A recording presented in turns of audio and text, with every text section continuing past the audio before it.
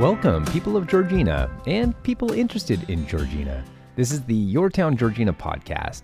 It's wonderful to have you here with us. I say us because, of course, Ben is close by as always. Hi, Ben. How have you been? Doing really well, Rob. How about yourself? Yeah, I'm doing really well. Now, back in episode 1, I spoke a lot about the importance to me of community. I spoke about trying to do my small part to make the sense of community in Georgina just a little bit more tangible, a little bit easier to feel. And I hope that simply by listening, we inch closer to that goal. But the podcast is also about identifying, calling out, raising awareness about those things in our community that pull people together. Maybe to introduce those things to people or just reinforce what they already believe to be true. Now, there are a lot of examples, whether it be Snowfest at the Rock or the fireworks at the Civic Center on Canada Day or the Santa Claus parades that we have in Keswick, Sutton. Or, Ben, how about the farmers markets or all the activities at the Link, of which you're a loyal patron of? Absolutely. A big fan there. Basically head there every Sunday morning with my wife and the kids to get local samples. That's where I met Chris from HiveShare the first time. And big fans of that. Yeah, that's exactly the spirit that I'm talking about. And I'm sure that we could come up with many more examples of things that help foster a sense of community. But I'll also point out that most of those examples that we just gave are fleeting in the sense that they're here one moment and gone the next. And likely to return, yes, but only to leave again. But there's another example, a really important example that brings with it a sense of permanence. It's ever present, and in that sense, it's very powerful in its ability to pull people together and foster a sense of community. And I'm talking about the library. Did you know where I was going with that, Ben? I didn't really know where you're going with it, but I can definitely follow. I like that. Okay, well, we're going to build on that. And I know what some people may be thinking. Are libraries still relevant? Do people still go to libraries? What exactly do libraries do these days anyway? And I want to answer that question with this episode. Now, you might think I'm biased. I pointed out in our first episode that I did a 4-year term on the Public Library Board. So maybe, yes, I am biased. At the very least, I'm opinionated. Quiet, Ben, that wasn't a cue. I didn't expect you to be quiet. Now, I think that libraries are among the most important components to a vibrant and healthy community. And let me give you another biased opinion. Not from me, but here's what the Federation of Ontario Public Libraries has to say about the importance of libraries to communities. The public library is more than a building. The public library is more than books and people. The public library is, and I'll take a deep breath here, the one community gathering place, both physical and virtual, which provides equal access for all to information, knowledge, culture, and learning resources, along with advice, assistance, and connections to transform individuals, communities, and the economy in the 21st century of a digital, globalized world. Now, there's a lot in there to unpack, I know, but I thought that last part was interesting. The caveat at the end, in the 21st century of a digital, globalized world, because it runs contrary to what many assume. And isn't the public library kind of obsolete in the 21st century digital, globalized world? Well, the Federation of Ontario Public Libraries would argue that it's more relevant than ever in this world. In a digital world, it can be easy to look inward, to close ourselves off in our digital cocoons. It happens gradually, and then before we know it, we feel removed from our neighbors, our family members, and even ourselves. It's one of the great ironies of an increasingly digital age when we have more connections to more people and greater access to information than at any time in human history, that we feel more disconnected and disoriented than ever before. And it's in this context that community spaces that bring people together become increasingly valuable. We're a communal species. A sense of belonging is what makes us feel human. Besides food, water, and shelter, it's the next most important thing to our survival and our health. Look up Amelia Frank Meyer's great TED Talk called The Human Need for Belonging. She makes the point that we come into this world literally tethered, and that sense, that need never leaves us. It does evolve and expand. Feeling that we're part of a tribe helps us feel safe and protected. Well, being present in community spaces anchors us as well. It helps to make connections that are tangible and helps to orientate us and better understand our place within the community around us. More than anything, it can help us feel a sense of belonging. At a foundational level, this is what our libraries do. And it explains, as the Foundation of Public Libraries said, that the library is more than a building, more than books and people. It's something much greater than the sum of its parts. Now, at the risk of misrepresenting library services, digitalization has been an important part of the modernization of public libraries.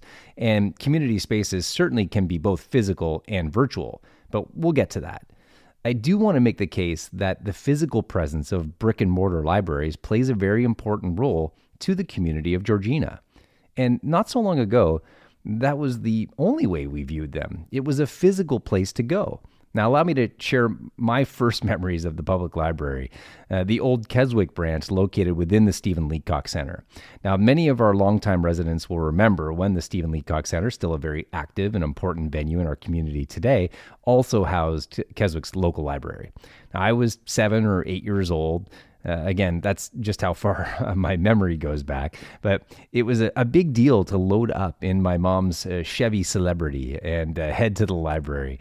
We were given a certain amount of time to figure out which books we wanted, find them, and check them out. Now, it probably doesn't sound all that different from the experience of many library patrons today. But of course, then you had really two options. You could browse and hope that something captured your eye, or wander over to the card catalogs. Oh, the card catalogs. No typing your query into a search engine and hitting enter. No, you first had to access the large wooden stacks with their small square drawers and little metal handles. And this is where Melville Dewey, an American librarian from the late 1800s, makes his mark. The Dewey Decimal System. Ben, are you familiar? Rob, as you're describing it, I can smell that wooden box and all those papers. Absolutely, I'm familiar. I'm going to come back to that smell in just a little bit. Well, I want to focus on this Dewey Decimal System for just a moment and learn a little bit more. And this explanation is courtesy of Wikipedia. So the Dewey Decimal Classification organizes library materials by discipline or field of study. Simple enough. Now, the scheme comprises 10 classes, each divided into 10 divisions, each having 10 sections. Are you still with me? I'm with you. I'm with you. Okay, so the system's notation uses Indo-Arabic numbers with 3 whole numbers making up the main classes and subclasses, and decimals designating further divisions. The classification structure is hierarchical, and the notation follows the same hierarchy. Now, did you get all of that? I'll have to review my notes later, but I think so. Yeah, we might have to press the 15 seconds back a couple of times on this episode. Yeah, might slow it down a little bit. That's all right. Well, the process may look a little bit different with electronic directories today, but the Dewey Decimal System is still very alive and well in Ontario's libraries. But I'll jump back in time again to the Stephen Leacock Center in the 80s. And the goal was to find the author or title that you were interested in at that card catalog, write down that number, and then find the corresponding number on the spine of the book on the shelf. Sweet victory when it all came together and you found the title. Now, after performing this exercise for each book, it was off to the counter where the librarian would check you out. No scanning barcodes back then. It was actually strangely more satisfying than that in a way. The librarian would flip to the back cover, pull out a lined card with one hand, and with the other, all in one motion, grab their tall metal self-inking stamp and slam it down with either the date of issue or the due date. Then flip the book closed and still all in one motion, grab that next book in the stack and repeat the process.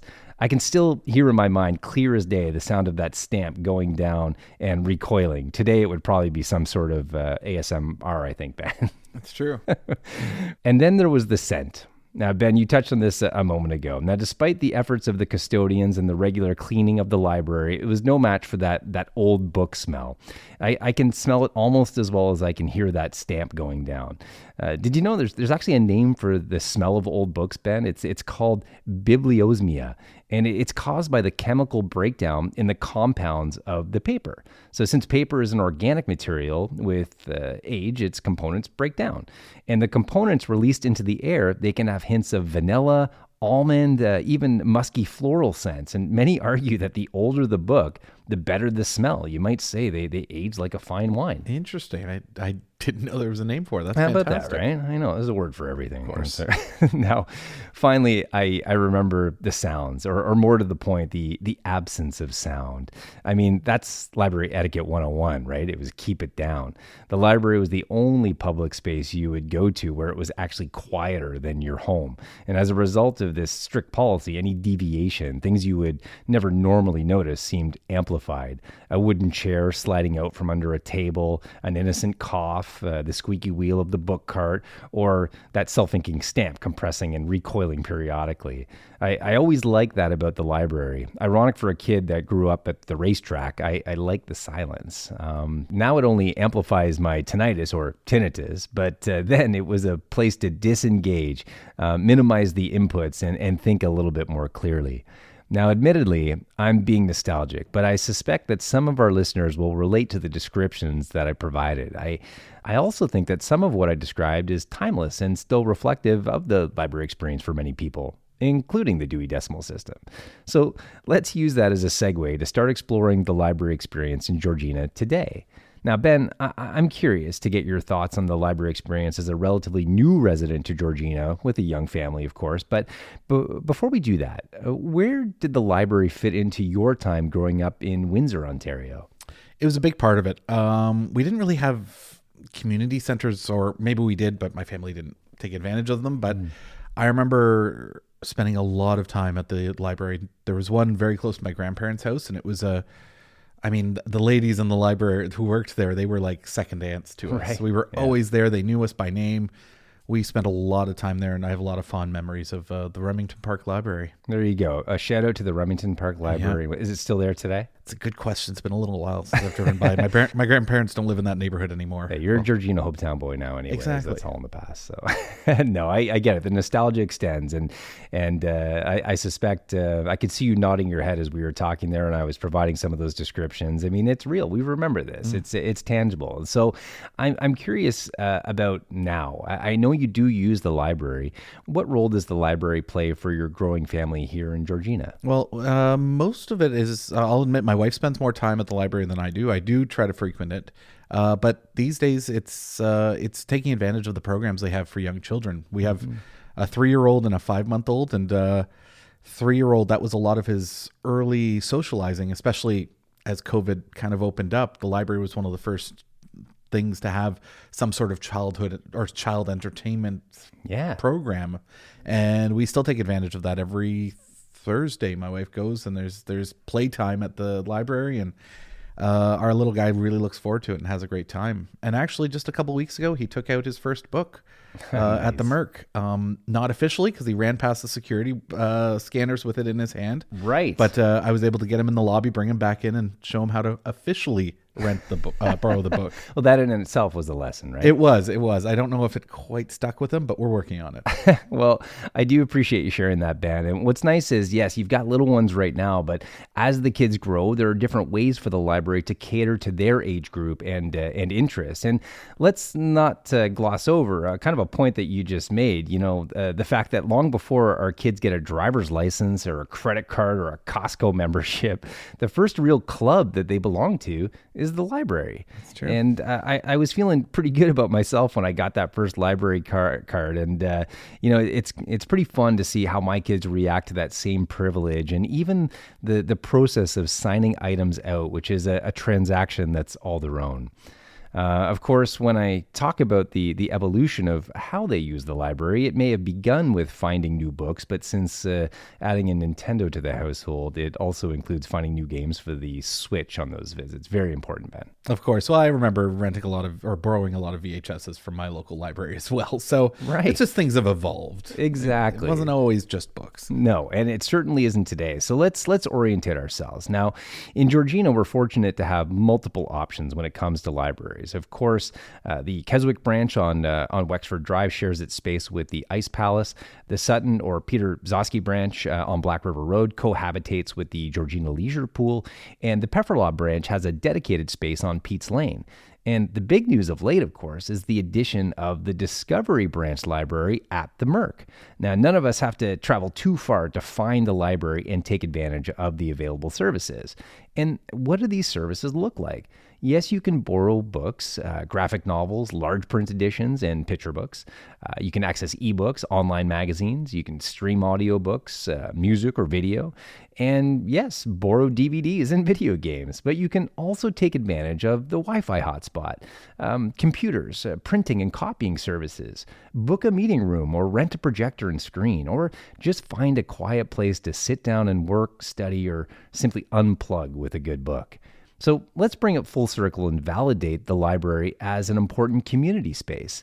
Go check out the Georgina Public Library calendar and you'll find all kinds of options to learn, have fun, and get needed support. Looking at this month's calendar, what do we see? The Social Justice Club meeting at the Keswick branch, trivia at Club 55 and the Pefferlaw branch, family story time at the Sutton branch, baby time at the Discovery branch, a ukulele circle at the Keswick branch, it's tax time, free tax clinic at the Pefferlaw branch. There's a Lego club at the Keswick branch, stroke drop-in support group at the Sutton branch. That's just a snapshot, quite a bit there. And if we take all this together, I think that we start to validate the previously stated claim that our libraries really become more than just the sum of their parts. They're intrinsically important to healthy communities. But don't just take it from me. It's time to meet our guest, someone who definitely has the credentials to help us learn more about the role of libraries and how they can support us as citizens of Georgina. I see myself in the water and my footprints in the sand. All right, well, I'm excited to welcome this episode's guest, a person I've come to know over the years. And apart from being a great person, this is someone whose passion for libraries definitely shines bright. Now, allow me to welcome to the YourTown Georgina podcast, the chair of the Georgina Public Library Board, Bobbi Sabatini. Bobbi, thanks for being here. Thanks, Rob. All right. It's great to have you here, Bobbi. Now, I do like to start these interviews a little bit off topic. Well, in a way, it's about Georgina. Mm-hmm. And what I'd like to know is how did you come to make Georgina your home? Let's start there just before we get to the libraries. Okay. So short answer is it's where we could afford to live at the time. Mm-hmm. Longer answer is we went looking for homes. We had 2 small children at the time, a third on the way. And we were renting in Aurora and needed somewhere bigger to live. Enough rooms for all the children, right? Or at least 2 of them to share. And so we started looking. We had gone to visit my in-laws. My dad he was a financial advisor at the time, called us up and said, I've got you pre-approved for a mortgage. You have 60 days to find a house. Just like cool. That. Okay, let's do it. Yeah. So we had gone to visit my in-laws and figured that was the best time to organize some house viewing. So after a 2-hour drive with 2 small children, we saw a house in Bradford that was sold while we were looking at it. And then I said, we have a second viewing booked in Keswick. And my husband said, where's that? I don't want to go there. Let's go home. The kids are annoying. Like, no, let's go. Like I've taken the kids up to the gem, to the movies before. It's great. Like let's go see Keswick. And so we came up to the house and fell in love with it, put an offer in that day, and we've been here ever since. It's 20 years ago. 20 years ago. Yeah. That's amazing. And we had a short chat before the official interview started, and it's kind of run the full cycle that the kids have grown up in Keswick and are now leaving the nest. Yes. So one is gone. The 2 are still in university, but they visit a lot, all 3 of them. Good to hear. And they love Keswick. This is their home. Well, speaking of that, let me ask you one follow-up question on the topic of Georgina specifically. And you've been here a long time now, over 20 years. So what's your favorite thing about living in Georgina? To me, the favorite thing about Georgina is the community. Yeah. That's from the very beginning. Bringing the kids up to the movies at the Gem, going to Snowfest, Canada Day. They have so many events that are just for the community. Yeah. And then, of course, joining the library. That's the best way to introduce yourself to the community in all different ways. Yeah. But right from the beginning, like that sense of community, and we still have it. Every time I go to an event and you see the mayor, she's so invested in this community. Yeah, it is amazing. Yeah. Yeah. Oh, that's really well said, and it strikes right at the heart of what this podcast is all about, and trying to make that sense of community just a little bit more tangible. So I think that's really well put. And I can tell you just from my own personal experience, as I've had an opportunity to conduct a few of these interviews and do a little bit more research, that sense of community, you don't have to dig too far. You peel back that surface layer, and it's right there. It's easy to find if you're you're open to it. That's right. Yeah. Both of my husband and I are from small towns, so for us it was it fit. Yeah, Okay. small towns and near the water. Yeah, We're not water people. We've never owned a boat, but being near the water is it was important to all of us. You make a good point. And I don't know that you have to be water people to appreciate Well, the we're all water proximity to the people. water people. Yeah, Yeah. I know exactly what you're saying. There's something about just knowing that it's just over there. It's right there. Yeah. That even if you're not going out on it, it can It's have a close. positive effect. Yeah, well, that's the funniest story I have about that is our middle daughter, Lauren. She went to University at McMaster, and one of her first calls home from residence, she called us and she said, "Mom, you can really tell when people don't grow up near the water." I'm like, "You How can?" so? Yeah, I don't know. Oh, I still wow. don't know what she means. That's really funny. But she's like, "Yeah, you can tell." That's really interesting. Yeah. And I've got a future episode lined up specifically for the lake, but I do remember you're absolutely right. And even there's different definitions of water people. When I lived out west and went to school in Victoria, it was funny. For them, water was ocean. And I Right. remember most of those people that I was going to school with, they found lakes to be dark and Yes. and scary and creepy. And I'm like, really? Yeah, Like they're that's safe. I mean, like the ocean Contained. is Yeah. the ocean to me is intimidating and scary Yes. and big, and so it's kind of funny. There's different comfort zones when it True. comes to the water. Yeah. Well, I appreciate you sharing those insights, and I know that we're here to talk about libraries a little bit today. Now, you're the chair of the Public Library Board, and I'm hoping that you can help our listeners understand what the role of the board is, maybe who that's comprised of, and what its responsibilities are in relation to our libraries. Sure. Okay. So the library board is made up of volunteers. So every election cycle, municipal election cycle, there is a call out for committee members. So all different town committees. And one of those is the library board. So we are appointed by a committee of council. And we serve at the pleasure of town council. Right. Okay. So it's again, you have to be 18 years old. You have to be a resident of Georgina. Okay. And you have to have a valid library card. Good point. That's Yes. an important qualifier. Yeah. Yeah. But so that's what our group is made up of. Okay. And we are in charge of governance of the library. Mm-hmm. Okay, so that's like checking on our policies, making sure that we're in line with everything, creating a strategic plan every 4 to 5 years, making sure that the library is going on that right path, Right. and that our programs and all of the things that we are offering are following what the community needs. Makes sense. But really the governance, the operation is under the purview of the CEO. Right. And that's Yeah. one of the main reasons it Yes. exists. I mean, of Yes. course, libraries do have a CEO, but the CEO works obviously with the library board Yes. to ensure that expenditures are in line, that Yeah. new projects are in the community's best interest, et cetera. Yes, and she's our one employee. Yeah. Yeah, there you go. So, That's right. Yeah, we have one employee. She has many. Gotcha. And I know that there's also involvement from typically anyways, council representative as Yes. well on that board. Yeah, currently we have 2 councillor members. We That's have regional right. councillor Naomi Davison, and we have Ward 3 councillor Dave Neeson. Yeah. Yeah. Okay. That's great. Yeah. Okay. Now, admittedly, I knew some of the answers to that question based on my own experience Right. with the Public Yes. Library Board. Of course, that's where we originally met, but I appreciate you sharing those insights with our listeners as well, so we can get a better idea of what exactly that board does. Now, I'd like to maybe dive a little bit deeper and ask you from your perspective, how do public libraries contribute to a healthy and a vibrant community? Why are they important? Libraries are incredibly important. So there's a lot of studies that have been done, and investing in public libraries has been proven to be the most impactful thing for community building. Wow. Yeah. So that's So this isn't just, it's not anecdotal. There's No. empirical evidence that Yes. says this works. yes, internationally, right? Yeah. It's not just here. It's not just anywhere. So when you invest in public libraries, you're investing in your community. You're saying we care about the people of this community. That's great. Yeah. So what you want to do is you want to improve the lives of anybody that you come in contact with. And when you can do that at a public library where it's free access and everybody can go in and have equitable access to all the features that are there, Yeah. that improves lives one by one all the way through.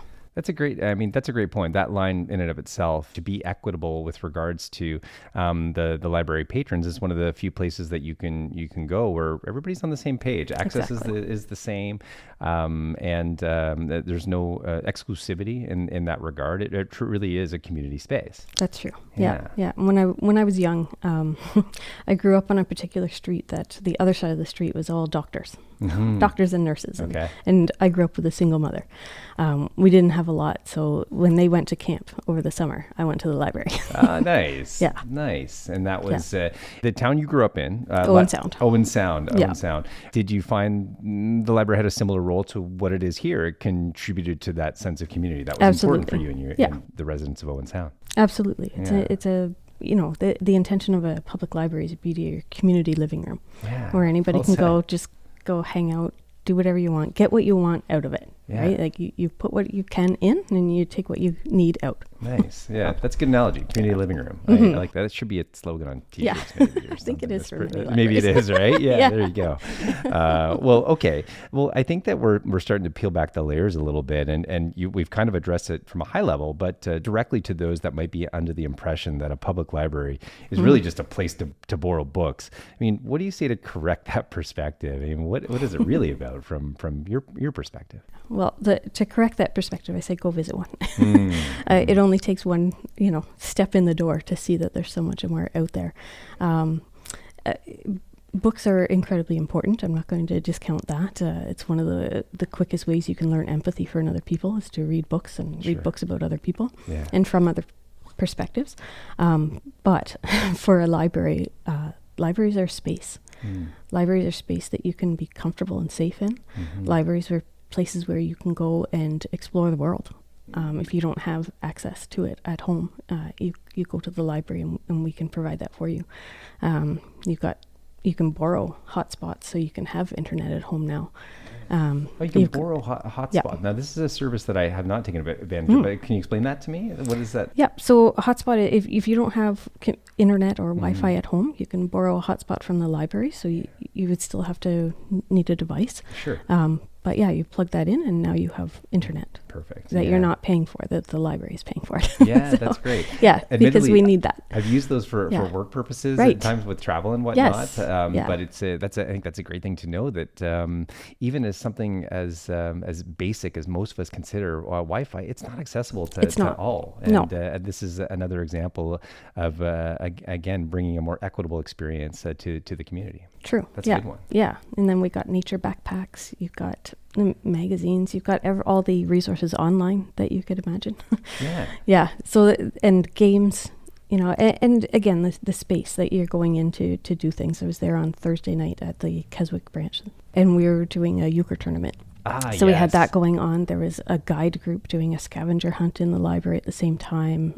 There were tutoring going on. There was a group, I don't believe it was the official knitters group, but they were definitely there hanging out doing something creative in there. This is great. Yeah. We're starting to sort of build this mosaic, this more complete picture of what happens within that library space. Yes. And you mentioned the games a moment ago, and I mentioned in kind of our preamble leading into this interview that my daughters are loyal patrons to the library, but since we got a Switch, there's definitely a bit of time spent in looking at the latest game. Oh, good. Game, well, so. and I mean, what a great way to not have to buy them all. Yeah, I can try them out for the attention span that our children have. Great idea. a great idea. Now, you mentioned you used the term online like a moment ago, and obviously there's kind of two ways to look at the library, and we think about the importance of the brick and mortar space that it's got a physical space that we can take advantage of, but also there is certainly online services as well. I'm curious in the ways that you see that public libraries have evolved in recent years to kind of serve the needs of citizens and communities today. I'm not sure where digitalization fits into that, but maybe both in the context of what happens at the brick and mortar library branches and perhaps online. How has the library experience evolved in recent years? A lot. So we're always evolving in reaction to what the community needs, what the technology needs. And think about even in the last 20 to 30 years, the technology that has changed our world. The library reacts to that. So we have e-services technicians and a e-services librarian that takes care of, okay, what's coming next. Right. So we dealt with a digital divide about 20 to 30 years ago, where new technology was coming out and were people comfortable using it? Not always. I had to go with my mom for 2 years to the bank machine because she was afraid of it.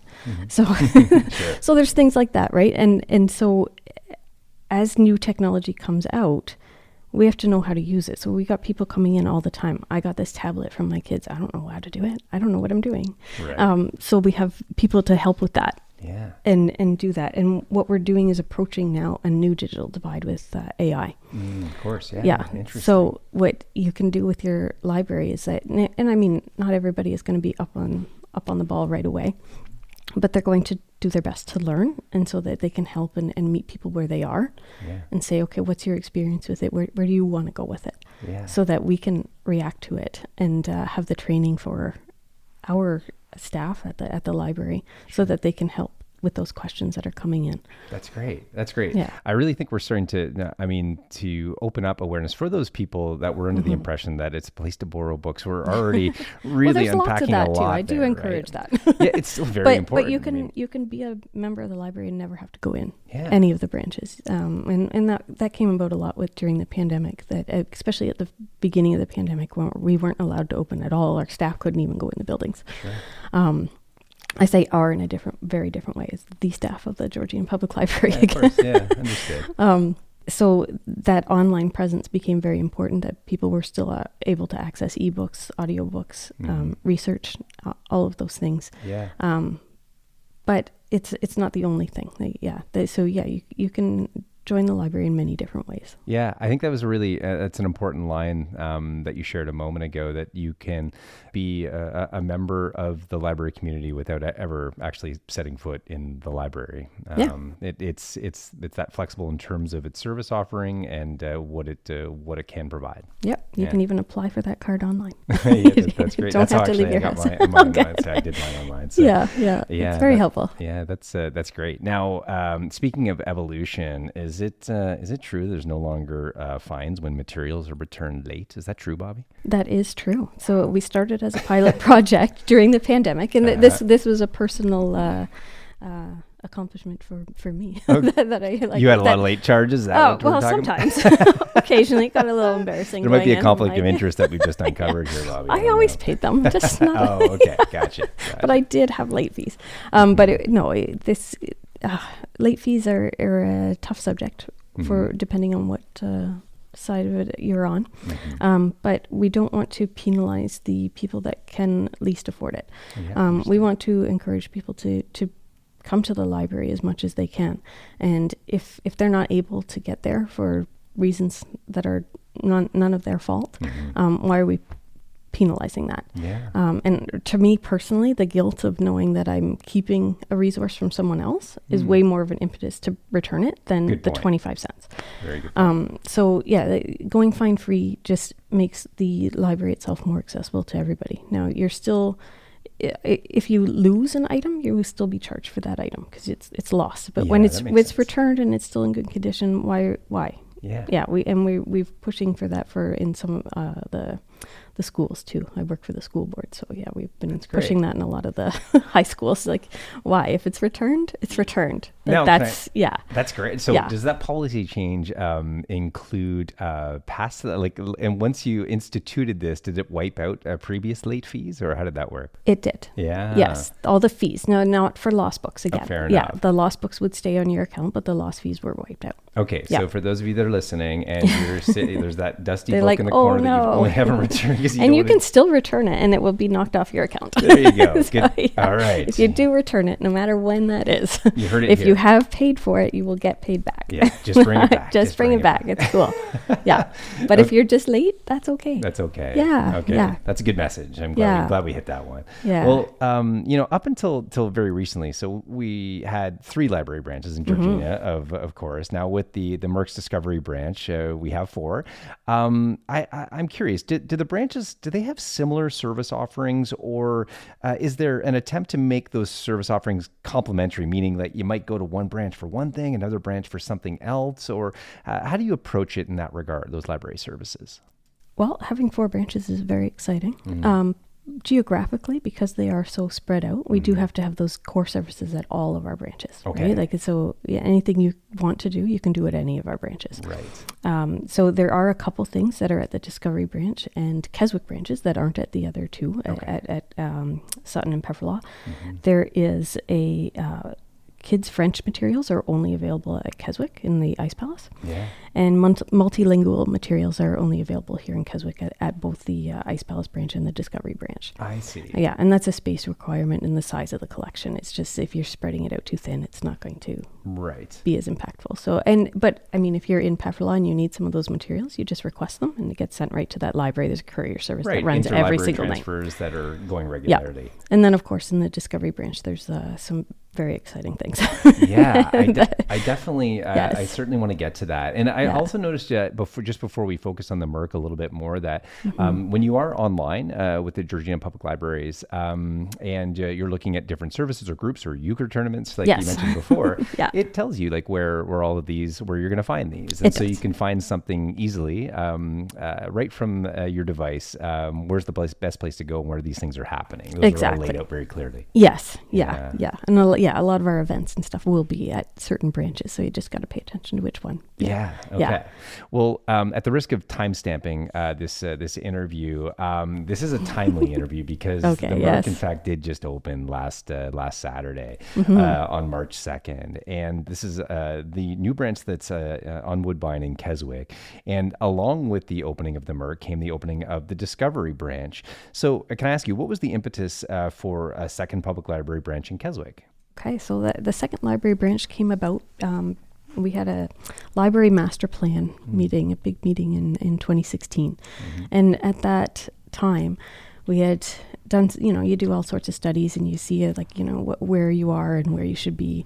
And at that time, we were 15,000 square feet short in libraries based on our per capita population at that time. So if you're extrapolating from that, of course, our population is exploding every day. It seems like you drive by, whoa, new houses. But we are going to get further and further behind. So that's the impetus to say we need the space. Yeah. It's not just, again, like the space for the books and the space for this and that. It's the space, that library space that belongs to the community. Right. That they are welcome in. Yeah, that makes sense. Yeah. It's proportionate. It is proportionate. Yeah. And there was a lot of that need for new engagement and new resources that are coming out, and where are you going to are we going to just shoehorn them into an existing space, or do we create something brand new that the community has asked us for? In that sense, it's a blank palette, right? Yes. And it's an opportunity to integrate some of the latest technologies, the latest experiences and services. So why don't we hit that one head on? Can you tell us what is new and exciting about that Discovery branch? I'm very curious. You should be curious. You should go and see it. I know you're about to soon, but but it's kind of exciting that you haven't seen it yet. I'm a blank palette. That's awesome. So, and these are all things that came about during those, not only the master plan, but we also had those community input sessions before the Merc was being built. Okay. And the library was a big part of that. And what do you want to see in a new library? What spaces do you want? So one of those was a reading garden. So a space outside that was still connected to the library, so you can go in and out. So there are 3 doors from the adult, teen, and children's area that go straight out to this reading garden. Nice. It's a little still wintry looking, but it's got some fantastic indoor-outdoor furniture out there. Yeah. We'll have plants out there in the summer. That's great. So you can just really go enjoy nature while you're enjoying the library as well. I'm looking forward to that. Yeah. So, and then we also have laptop bars outside by the window there. Yeah. So there's 2 different levels. Power at all of them. Amazing. Yes. Amazing. So it's very exciting. And then we have study rooms, individual study rooms. So there's 5 study rooms that currently there's like a, first come, first serve. If you're there, go in, hang out. There's a glass door. There's a bench. There's 2 chairs. Power as well. Amazing. So like those university students that are used to they're university libraries where they have that space and that quiet area to study. Yes. We don't have in any of our libraries. Right. Hard to imagine no quiet space. Yeah, for a library. Exactly. That is amazing. Exactly. So now you have those quiet spaces. There's a meeting room with full capabilities in there. There's a green screen studio with some podcasting equipment, sound equipment in there as well. You're right. So Yeah. in other words, what you're saying to me is that we should have met at the Merc for this interview. Is what at the Discovery. We should have gone to the Discovery branch. Why are we doing this in this studio? This is kind of cool too. And then of course the makerspace. Yeah. So That's what and I'm there's a whole curious. programming room as well. Like there's so many cool things in that whole space. I love it.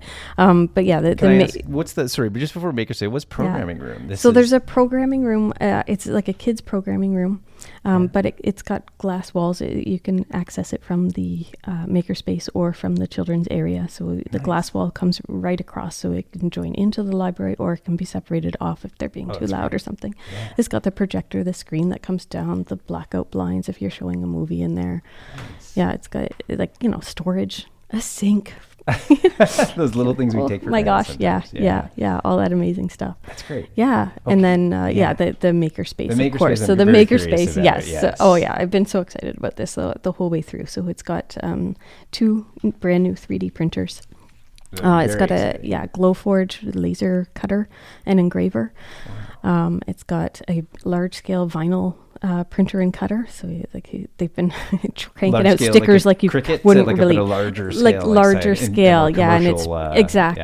applications. So Wow. yeah, they've been cranking out stickers like nobody's business since That's awesome. Saturday. Yeah, and then they do have some Cricut machines, an embroider machine. They've got a mug press, the Easy Press for iron-on Yeah. transfers of stuff. They've got the button makers. So if you're a creative person, Oh my or you're gosh, looking to you create, just gotta you go. gotta get to the library. Yes. You gotta get to that Discovery Absolutely. branch. Yeah, and we have Makerspace programmer Chris on staff now that is available, so you can book time with him one-on-one to learn Yeah. the materials and then use it yourself, like the machines. That's great. Yeah, or he'll also have drop-in programs and then bookable programs that they're doing a lot of those. Actually, they're making like the wooden bookmarks where you just pick a design, it'll cut it out for you. Very neat. Yeah, it's so cool. That's great.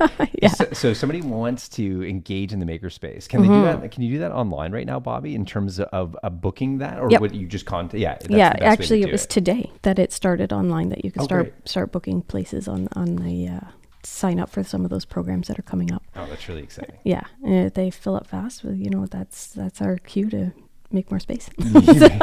Well said. Yeah. Well said. Yeah. Well, I can't wait to get over there. Of course, Ben did manage to get over there on opening day and Awesome. get the full experience. And I plan on taking both my girls there tomorrow. Maybe taking advantage of a public swim, and then of course dropping into the Discovery branch and discovering some of the perfect. great things that it has to offer. Aptly named. Yeah. Well done. Yeah. Well done on that. Well, I would say that I think we're pretty fortunate in this community in a lot of ways. It is an interesting one in the sense that we pull together so many smaller communities into the larger community of Georgina. And as part of that is being able to take advantage of not 1, 2, or 3, 4 different library branches to serve our needs. And as you mentioned, yes, fundamental services or core services that are offered at all, but also some complementary ones as well. And this Discovery branch is bringing that to the next level. Absolutely. Yeah, they all have unique features to them. I encourage you to visit all 4. Yeah. I do tours every so often where I will hit all 3 or now all 4 in a day. That's great. Yeah, but that's a it good gives you task. See if you can all do a library little tour scavenger in a hunt day. with the girls. I Yeah. like it. Yeah, I like it. Check a book out from everyone. That's awesome. Or a game. Well, let me ask you. I mean, you and I both. Apart from working together on the public library board, you and I both spent a good amount of time with the Friends of the Library, and I was hoping you could share with our listeners who exactly are the Friends of the Library. Sure. The Friends of the Library are another volunteer group, and we advocate for literacy in Georgina. And we do that in many different ways. And 2 of the main ways, well, not main ways, 2 of the big things that we do are fundraisers. Yeah. So we have the Great Grown Up Spelling Bee that happens in the spring, and we have the Victorian Tea Party that happens in the fall. And those are the 2 events where we're raising money so that we can provide programs and Wonderful. and not just provide programs, but we provide that support that falls outside the budget. Yeah. Because, the public libraries, they've had the same provincial grant since the 1990s. And I don't mean that's gone up, by a percentage of Right. cost of living every year. It's the exact same dollar amount Absolute for amount. 40 Yeah. years. Wow. Yeah. So, Wow. so we're dependent on municipal funding, and depending on what's going on in the world, Yeah. that's some years are harder than others, right? For And sure. so everything is tight, and if we're asked to cut things at the library level, programming is one of those things that comes off, or collections, right? Because the staff it's set. You Yeah. can't get into that, and I don't want to, but. Dear. I get it. Left But side. yeah, so there's things that for the following year Yeah. you might not have, or something cool comes out Yeah. in June. Well, Yeah. your budget was set last August. Yeah. So that's really hard. So the Friends of the Library do those fundraisers so that we can meet that need in a different way. And I keep saying we. I'm like, why am I on the Friends of the Library too? But because I cared. Well, you're the And I right had to. person I for was this the- particular yeah. episode. Bobbi. Yeah, I That's know. very Like it's clear. like everything. Yeah. Oh, There that's you go. great. I've Yeah. been, and I mean, I've seen that firsthand as well with regards to being involved in the Great Grown Up Spelling Bee as an Yes. example, whereby we consult with the library and like, what's that thing that it's not in the budget this year, but Yes. you really want to bring it to the citizens of Georgina and be able to provide that. What would that look like? Yeah. And then we kind of have a target. It's like, okay, that's what we're focused Yes. on, and from our fundraising efforts, and of course, this is not a cash grab. This is a No. good cause, Yeah. and it's pretty darn entertaining. I mean, Yeah. the Great Grown It Up is. Spelling Bee itself is pretty fun to watch. So Yeah. I've kind of seen it Not from to spell at. No, for me. Fair enough. Yeah, I don't remember. That's Have no. you been up on that stage? I was. before? Yes. Yeah, that's right. I was. My Reluctantly, first year on the perhaps. board. Yeah. Now, well, maybe this is a natural segue to ask the question. I mean, apart from being a regular patron, what is the best way for people to support our public libraries from your perspective? Well, there's so many ways. So just even talking about libraries is a good way. Send feedback. Send feedback to the board and to the library staff about how great you think the library is. Yeah. And when you look at things outside of that, the main supporters of the libraries are people that have never actually been in one. Right. Or might not ever visit, Sure. but they still support the idea of the library, and it's that equity piece as well. So even though they might not get that benefit out of it, which they would if they visited, they still support other people getting that benefit. That's a great And point. that's what we need. We need to all care about each other way more than we do. So This is a really good point. Yeah. In other words, you don't have to be a frequent guest of Nope. the library to believe in the concept of the library Exactly. and believe in the role that it serves in the community. If you do Yep. so, that is, you do believe in that role, then there's reason to support it. exactly. Yeah. Yeah. Really well said. Yeah. Talk about libraries, support libraries. That's what you can do. Yeah. Great. Good. Yeah. Well, validating the episode as well. So thank you. Mm-hmm. Now, how about this? I mean, if people want to learn more about library service, we've touched on a bunch of them, but if I'm really honest, we've kind of only scratched the surface Oh, yeah. of what the library can provide from a service perspective. Where's the best place to start for our listeners if they want to learn more? Well, there are so many ways depending on how they access information. So the website, great place. It connects everything all in there. Visit a library. Yeah. Yeah, there's and the library's connected on all social channels, so you can try that as well, depending on which one you're most comfortable with. Visit the library. That's great. Yeah. And it doesn't matter where you live in Georgia. No, it's not there's too one. far away. Well, and that's the whole point. Like there's another, studies. Yeah. I'm a library person, so yeah, it's all about the research. But people that live within 5 kilometers of a library feel those benefits, Yeah. right? And they're happier, they're more connected. That's great. Yeah. And this isn't just And do Bobbi it. saying this. No, is these the are this is the actual data. studies. This is the Yeah. empirical evidence. Yeah. Yeah. I can cite my sources. I bet you could. Yeah, I bet could. you could. We'll have to attach a bibliography Yeah. to this episode. So no, that's great. Well, thank you so much for sharing that, Bobbi. I really want to thank you for joining us today, and perhaps more than anything, sharing your passion for Georgina Public Libraries with us. Thank you again. Oh, thank you, Rob.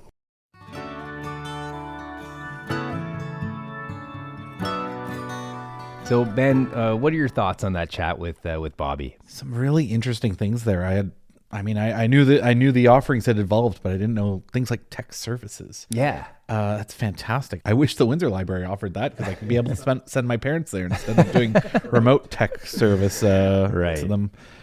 Things like that, like hotspots, available hotspots. Yeah. I love that. Yeah, I agree. And I love one point she made, that at the library, everyone's equal. And that's such a big thing. Yeah, I thought that was a really important sort of parting message. I mean, I think that Bobbi certainly validated a lot of what we talked about kind of in our preamble about the role of the library. But I think that was a really important point that she made. It's kind of like one of the, if I can use the term, like the democratizing elements of the town. You know, it's everybody's kind of on the same page. There's no exclusivity when it comes to the library, and it's one of the tools that we have to ensure that some of the essential services that many people may take for granted that aren't available to everyone do become available. And I thought that being able to even just rent out a Wi-Fi hotspot was a great example of that. Right? It's fantastic. Yeah, it's a really good one to know about. I think that another point that she made was very well received from my perspective, because admittedly, although I'm a big supporter of the libraries, I went for a long period where I personally wasn't using it. And Bobbi made the point that many of the main supporters of the library may have never actually been to the library, or certainly don't go on a regular basis, and that even if they're not getting the benefit out of it, they still support others getting the support that they need. In other words, they support the idea of the library. And I think there's a great message there about empathy in our community. And it's really the library that makes that tangible. Makes sense. Yeah, absolutely. Yeah, a lot of great messages there. Get out there and support your libraries. Remember, there's not one too far away, regardless of where you are within our town. I'll take this opportunity to remind you to follow us on Instagram, on Facebook, check out our YouTube channel, and of course, subscribe and rate and review if you like what you hear. All of that certainly helps us at the YourTown Georgina podcast. And with that, let's turn it over to our good friend, Bernadette Connors. Thanks again, and we'll see you next time.